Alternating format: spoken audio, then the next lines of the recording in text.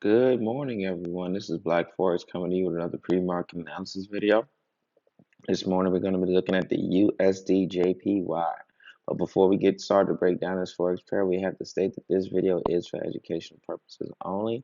This is not financial advice, but we all know why you're here to find good, credible Forex content that can improve one's ability as a trader and put some more money in your pocket, especially in times like this, okay? So let's see what we can do to go ahead and get that going.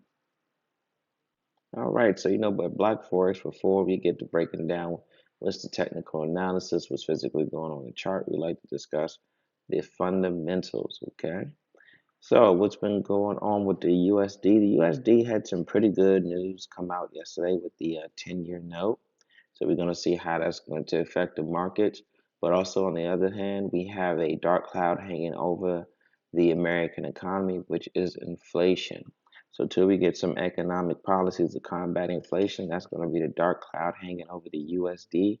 And no matter how good the news is coming out for the USD, it's still going to be overall weak, but probably with the good news making periodical shows of strength, like here.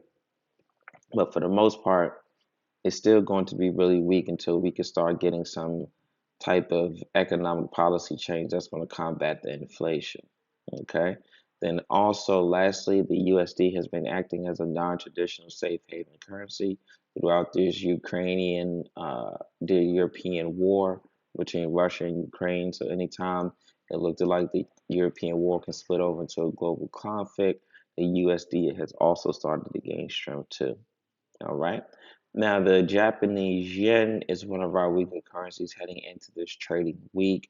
We had some very poor news come out with over the Japanese yen last last night. So it's very weak. It's very weak. But this kind of show you how the Japanese yen is very weak and the USD how weak there is. They're both really two weak currencies trying to battle it out, and this is why you have this range going on. Okay, and the reason why the Japanese yen is weak is also not also due to its poor economic news, but it also is weak because it has inflation hanging over its economy as well. Okay.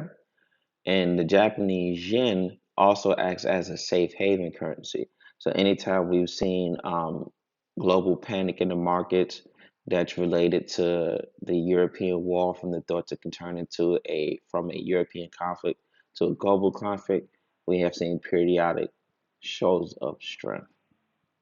Okay, so you must keep the fundamentals in mind when you're trading, especially when you're trading in this type of market when you're stuck between an unstable and a panic market. Okay. Now, with that said, let's go ahead and take a look at the chart. So, since about the beginning of end of January, we've been basically bouncing between these two price points. Recently, we just had a slight break in the 115 area when we got up to about 116. But as I said, it's just been bouncing between these two price points where every time we get to this area right here, it's going down. And every time we get to this area here, it's going up. Let's adjust this so you get better context. So every time it gets in this area here, it goes up. Every time it gets in this area here, it goes down with slight breaks in the prices. Okay. So this is 9 times on the 10 going to continue what it has been doing, which is once it gets in this area, kabooms down. Once it gets in this area, it's going to kaboom up. Okay. The only thing that can change this is if there's any type of shift in the fundamentals. But the only shift that can happen in the fundamentals that can actually change the trajectory to make it for a long position or short position is if one of the currencies got significantly weaker than the other. Okay, because being that we're dealing with two countries that both heavily suffer from inflation, that's the only thing that's going to happen fundamentally. So if the JPY becomes significantly weaker than the USD, then we would definitely see a push up. If the USD became much more significantly weaker than the JPY, then we would definitely see a push down. But being that these are two, excuse me, weaker currencies, they're just going to keep battling out. Okay, so every time we get to this area, it's going to drop. Every time it gets to this area, it's going to go up.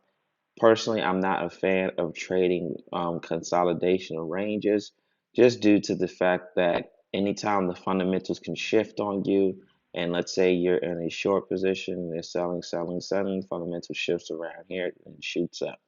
Let's say right here, you're in a buy position, you're buying, fundamental shifts around here, and then it starts to go down. We like to trade charts that has trajectory and momentum. Okay. But as I said, last thing, every time it gets to this area here, price is dropping. Every time it gets to this area here, price is going up. Only thing that's going to change it to go to a long position or a short position is a fundamental shift in the currency's fundamentals. All right. With that being said, hope that was helpful. Happy trading.